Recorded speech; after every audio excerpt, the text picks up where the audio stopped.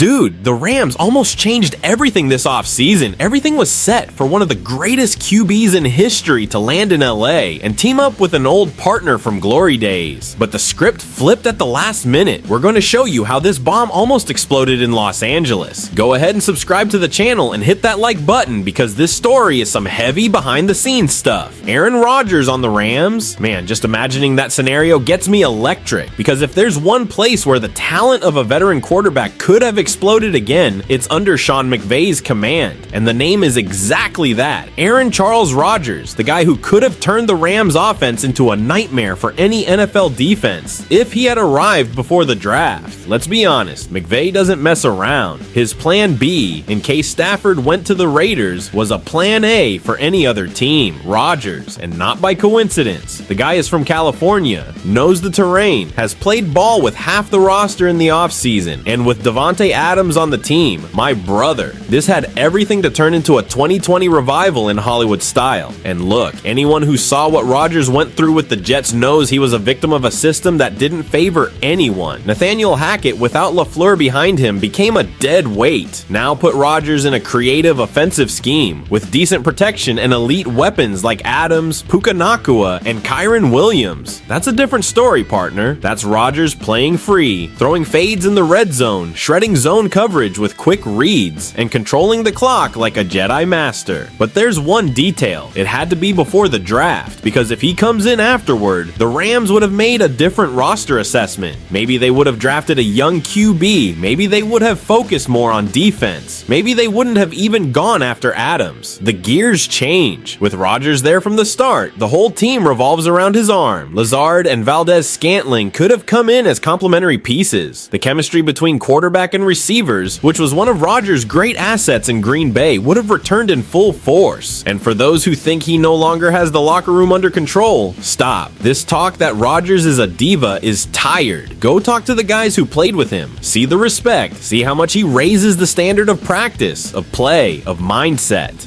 If there's one thing this guy does, it's create a winning culture. Now let me tell you, the Rams kept Stafford, and that's not a mistake. The guy led the team to a Super Bowl, is respected, and still has gas in the tank. But if for 1 second he had left, Rodgers in Los Angeles would have been an Oscar-worthy spectacle. So fan, would you have been on board with trading the end of the Stafford era for one last dance with Rodgers in LA?